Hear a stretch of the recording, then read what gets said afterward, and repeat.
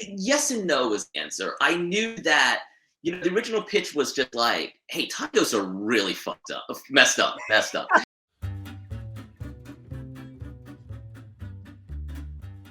So I want you to put your hands together in the theater kid tradition of a round of applause and join me in welcoming the Eisner Award-winning writer behind Infidel and The Good Asian, now writing Dead Boy Detective and creating a whole new aspect of the Sandman universe for us. Let's put our hands together for Porn Sack Pichetshote. Hello, how are you Hello, today?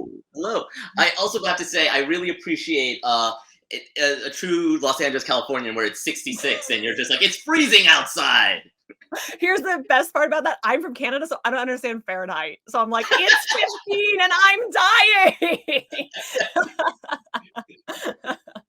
But It's true. Any weather around here, we're just like, what do you do? What do you do? the magic sky water is falling. We can't drive anymore. Yeah, I know. How do people drive through this thing? It's wet outside. I know it's devastating, and it's also devastating like what giant babies we are about it. Okay, so let's get into your brilliance. I want to ask because you're playing in like the Sandman Yeah, universe yeah. now. What was your first introduction to Sandman? Because mine was the OG Dead Boy Detective series, Oh, which really? is why I'm so in love with your work right Oh, now. thank you. Thank you. And yeah, the Dead Boy Detectives is God, I'm trying to remember what was my intro to Sandman. Because the Dead Boy Detectives was my favorite out of Yeah. everything sort of in this, but they weren't my intro. I think Mhm. I went through a weird thing where it's just I worked at Vertigo and I got into Vertigo through all the stuff inspired by Sandman. So I Sure. my first Mhm. Vertigo was in like Grant Morrison. But I don't think I actually started reading Sandman until working at Vertigo. So it's kind of like the opposite of everyone else's story, where everyone's like read Sandman and then decided to go to work at Vertigo. It was all the other writers that were inspired by Neil that I got into, and then it was just like, reading Sandman for the first time, it's like watching The Godfather. Like it's Yes. the thing that like set everything else up, so you can kind of see the DNA of everything in Sandman. And I think it's one of the things that to me was so amazing about the book, where because sometimes you see the original things that set everything up and you're like, it's been like picked to death. Yeah. And so like it loses its appeal. But Sandman, it is amazing, where it's just like that whole like road trip from America thing that so many Vertigo books did. Like Sandman kind of started it. The rotating artists, the story about story, like so many of the things that Vertigo would become known for was all there in Sandman, but in such a unique form. It never felt like, oh, I've read this already or I've seen this already. So that's kind of, I guess, how I got sort of into Sandman, is just like working at the place that kind of started it all. I'm not gonna lie. I appreciate the honesty because at every convention that you've ever gone to, there's a panel on like how to break into comics. And when Yeah, people talk about, they're like, well, I wrote something and then I got an agent. Now I'm writing Batman. And like, that's a hard thing to replicate. And what yeah, yeah. you just explained to us is like very cut and dry. Like I was working in the place and this was how I was introduced to it. And now I write it. Like that's I actually replicable. Yeah, yeah, well, I appreciate you say that, because I actually think I have like the worst story of how to break into comics, because No. I was because I was like not looking for a full time job. I heard about this job from Karen Berger. I really wanted to meet Karen. I took the thing. She let me keep working for her, and then that was it. But like in the job I was looking for, I was never set up an editor or anything like that. So it was like most of my career in comics is just me falling ass backwards into things, and here I am. Yeah. That's like the advice that you give to performers where it's like, if you don't want it, you'll get Yeah, it. yeah, yeah, yeah. Yeah. The problem is it's set a horrible precedent. So now I'm just like, I don't want anything. Graham commending you with dragging me right off the drop with a comment about LA weather. So welcome to Enter the Popverse. Okay, can we like talk a little bit about the nature of the Sandman universe without spoilering? Because what's being built right now ties a lot into a lot of other things. Like you're tying into James's work with Nightmare Country and like how do you weave that? How do you keep that all straight? Was that part of your initial pitch? Was that something that was given to you by editorial? Like break down the complexities for me. So again, deeply unsatisfying answers to something Never, never. because the answer really is I just fell ass backwards into it. Yeah. But I think it's part of like the genius of the way Neil has set up the universe and the Mhm. way James has done. James has set up you know his stuff with Corinthian and Nightmare Country, where I came in with a very personal kind of story since it has so much to do with time mythology and all that sort of stuff. And there was never the intention of just being like, hey, how do we fit this into, like, how can we get this all to tie in and all that sort of stuff. It was just, what story do you want to tell? And this was the story. Mhm. And then from there, you know, it was, this is a part of it where I think it sounds unsatisfying because there certainly should be a way to make us all sound smarter, but it just all very naturally, like, oh, James is doing this, and you want to do this, and if you change this a little bit, it instantly. And one of the things, you know, that became very clear very Mhm. early on was like, oh wow, there's a way I can 100% tell the story that I want to tell, and it is so parallel to what James, and there's a slot in it where we can I can kind of take the baton of what James is doing, tell my story, move his story further a little bit, and then give the baton back to him. And so, so it would be really great to say that we figured out some like Rube Goldberg way to kind of piece everything together and all that kind of stuff. But it is super, super easy, and I honestly think that is a testament to one, like the universe that Neil set up, where it's so varied, it's so diverse, Yeah. and so people can pop into any little sort of pieces, but then also sort of what James is doing, where he's using, and I think I'm a big fan of Nightmare Country because I really appreciate how James took the mythology of Sandman and said like, hey, I want to tell a very personal story through Mhm. that, and you can see the direct links between like, you know, Department of Truth to Nightmare Country, and you sort of see where those overlaps are. And he's just like, yeah, this is a book I could have done as an image, but I get to tell a story and use all the stuff with Sandman to do it. And then like getting an idea of where he's going, I'm just, oh wow, there's actually a place in that story for me to tell my story too. And we can kind of do this thing. And I think it was Chris, you know, had sort of mentioned, Conroy had sort of mentioned, like, you know, we call these things like Sandman Universe, but we never really thought of them as kind of like a universe where the stories sort of talk to each other. And this is now a really good opportunity to do that. So that was really fun for me. And it's kind of, you know, I always think it's sort of that way, that theoretical way that crossovers are supposed to work, but they never actually do. Where it's just like, no, no, Ooh. anything else. But like, you know, but you totally can. And you know, like as a fan, I'm like, oh, that's great. And you read it, so it's like, oh, but you need this other thing to get that and stuff. And I don't know, like, and Lord knows, like with the book, it's like if you want more information, you should read his work because it's sort of amazing.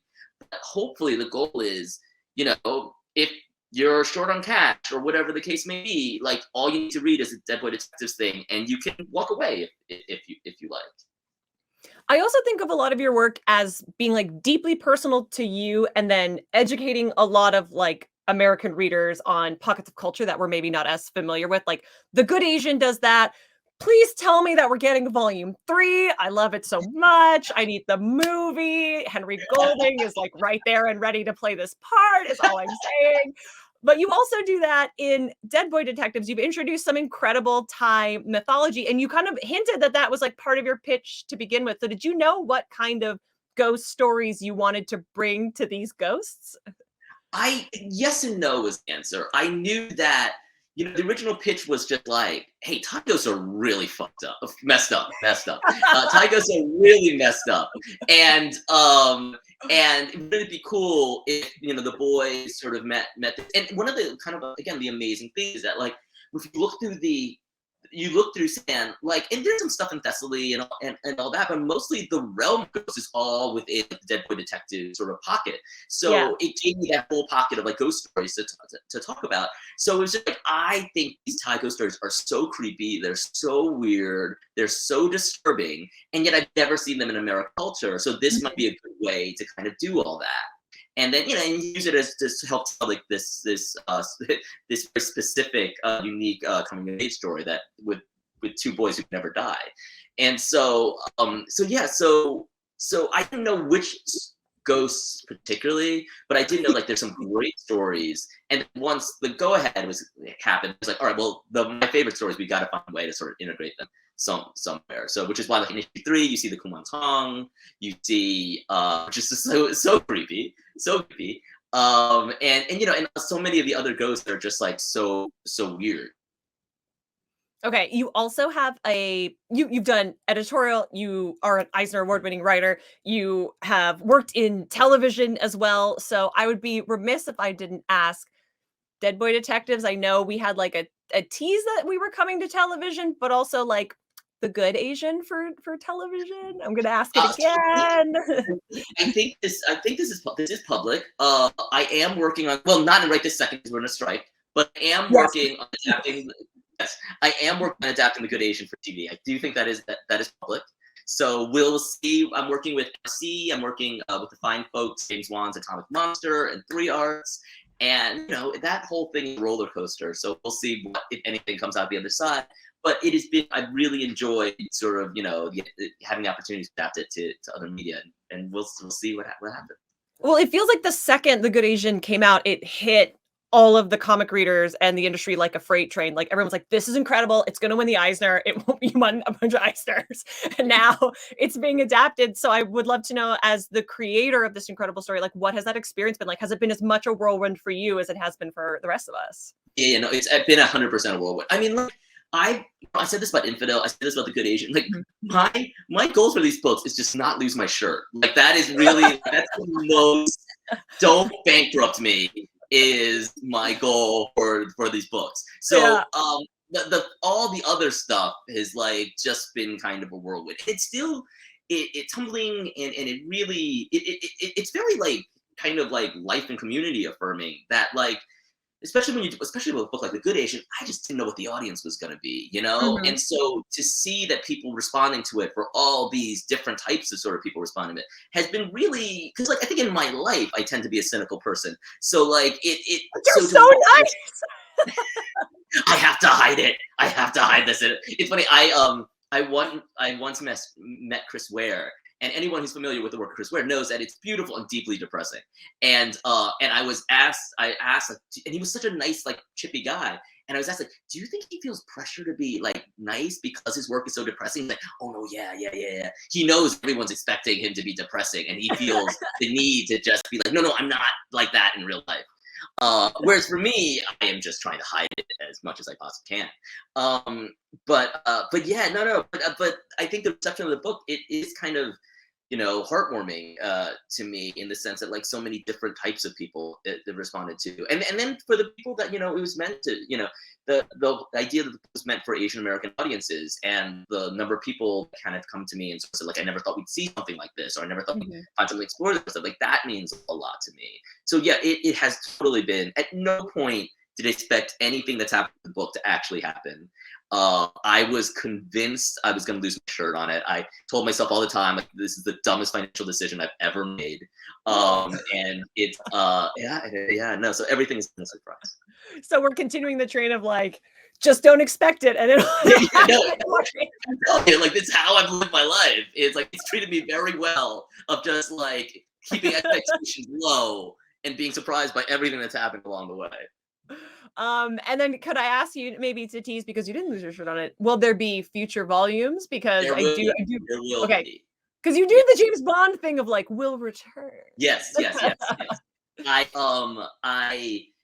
I'm far enough along to sort of say I am working on a sequel. It is one of the things. The things about The Good Asian is what I've learned is that there will be more. It might not. Not as soon as you want, but hopefully quicker than you think. You will probably get a sequel, because That's they a take a saga lot. problem. It's fine. That, It's a saga problem. Like, it's coming back sometime, and we're yeah, like, exactly. yay!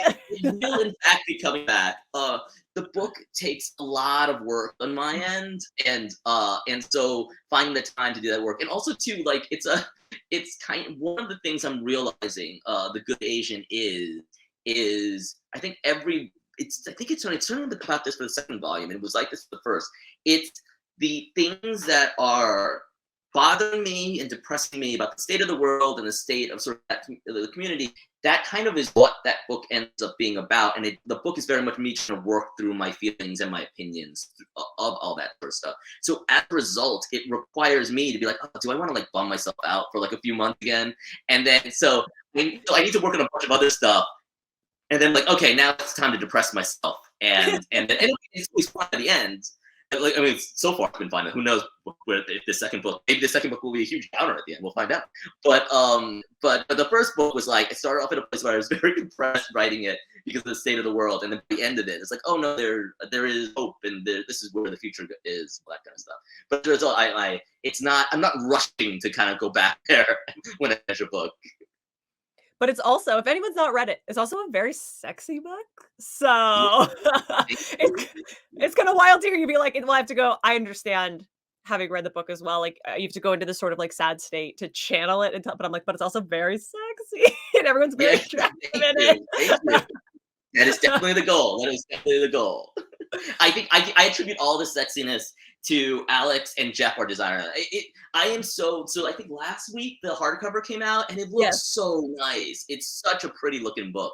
And that's all Jeff. That is 100% Jeff just being a fantastic Jeff Powell being a fantastic, amazing designer. Well, Pornsack, I've already kept you longer than I promised, but I think we're going to send us off with this comment from Jesse Schultz, who says, Dead Boy Detective sounds fascinating. Definitely going to check it out. That is the right take. You want to check it out. You want to check out everything else that Pornsack has written and will have written, I'm good at English, in the future. But before I banish you back into the Popverse, can you let everyone know where they can find you online? Yes, I am real_pornsack on Twitter, real_psack on Instagram, because Instagram doesn't let you use the syllable porn, I realize, in their handles. And yeah, no, check out Dead Boy Detectives, where the Dead Boy Detectives meet a bunch of Thai ghosts as part of sort of this ongoing horror. And it's kind of a book that sort of does a coming of age story with the attempt at some pretty hardcore horror. Jeff Stokely, Miguel Muerto, Hassan is doing such incredible art. It's such an honor working with them. They're so good at what they do. It's been amazing, and our editor Andrea has been fantastic. Andrea Shea has been fantastic. Yay! Thank you so much, and I hope we'll have you back again to chat more Sandman, more Good Asian. Who knows? Fun stuff coming up. Sounds good. Sounds good.